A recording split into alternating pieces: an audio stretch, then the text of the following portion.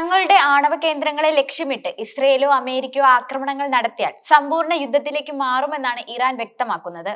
ഇറാന്റെ ആണവ കേന്ദ്രങ്ങൾക്ക് നേരെ നടത്തുന്ന ഏതൊരു മിസൈൽ ആക്രമണവും യുഎസിന്റെ ചരിത്രത്തിലെ ഏറ്റവും വലിയ അബദ്ധമായി മാറുമെന്നാണ് വിദേശകാര്യമന്ത്രി അബ്ബാസ് അരാക്ചി പറയുന്നത്. ഇസ്രയേൽ പ്രധാനമന്ത്രി ബെഞ്ചമിൻ നെതന്യാഹുവിന് ഇറാന്റെ ആണവ കേന്ദ്രങ്ങളെ ആക്രമിക്കാൻ യുഎസ് പ്രസിഡന്റ് ഡൊണാൾഡ് ട്രംപ് അധികാരം നൽകിയെന്ന ആശങ്കകൾക്കിടയിലാണ് ഇറാന്റെ മറുപടി. അത്തരമൊരു തെറ്റായ കണക്കുകൂട്ടലിന് അമേരിക്ക മുതിരുമോ എന്ന് സംശയമാണ്. എന്നാൽ ആക്രമണം ഉണ്ടായാൽ ഉടനടി ശക്തമായ തിരിച്ചടി ഉണ്ടായിരിക്കും.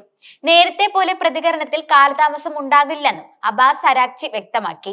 ഖത്തറിലെത്തിയ അരാക്ചി അൽ ജസീറയ്ക്ക് നൽകിയ അഭിമുഖത്തിലാണ് ഇക്കാര്യം വ്യക്തമാക്കിയിരിക്കുന്നത്. ആണവ പദ്ധതികൾക്ക് നേരെയുള്ള ഭീഷണികളെ ചെറുതായി കാണുകയാണ് ഇറാൻ. ഭൗതികമായ ഇടങ്ങളിൽ മാത്രമല്ല ഞങ്ങളുടെ ആണവശക്തി നിലനിൽക്കുന്നത്. ഇറാന്റെ ആണവശക്തി ശാസ്ത്രജ്ഞന്മാരുടെ മനസ്സിലും അറിവിലുമാണ്. ഇതിനെ വ്യോമാക്രമണത്തിലൂടെ തകർക്കാൻ സാധിക്കില്ല. ഒന്നോ രണ്ടോ കേന്ദ്രങ്ങളിൽ മാത്രം ഒതുങ്ങുന്നതല്ല ഇറാന്റെ ആണവശക്തി.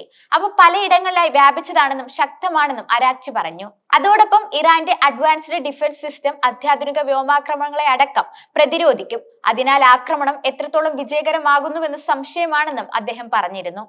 ഖത്തർ പ്രധാനമന്ത്രിയും വിദേശകാര്യമന്ത്രിയുമായ Sheikh Mohammed bin Abdul Rahman bin Jassim അൽത്താനിയുമായി അരാക്ചി മേഖലയിലെ വിഷയങ്ങൾ ചർച്ച ചെയ്തിരുന്നു. ഖത്തറിൽ ഹമാസ് പ്രതിനിധികളെ സന്ദർശിച്ച അരാക്ചി ഗാസയിൽ പലസ്തീനികൾ വിജയം നേടിയതായും പറഞ്ഞു. അതേസമയം യുഎസ് പ്രസിഡന്റ് ഡൊണാൾഡ് ട്രംപുമായുള്ള ചർച്ചയ്ക്കായി ഇസ്രയേൽ പ്രധാനമന്ത്രി ബെഞ്ചമിൻ നെതന്യാഹു വാഷിംഗ്ടണിലേക്ക് പോവുകയാണ്. ചൊവ്വാഴ്ചയാണ് ട്രംപുമായുള്ള കൂടിക്കാഴ്ച. അതേസമയം വെടിനിർത്തലിന്റെ രണ്ടാം ഘട്ട ചർച്ച സംബന്ധിച്ച് ഇപ്പോഴും അവ്യക്തതയുണ്ട്.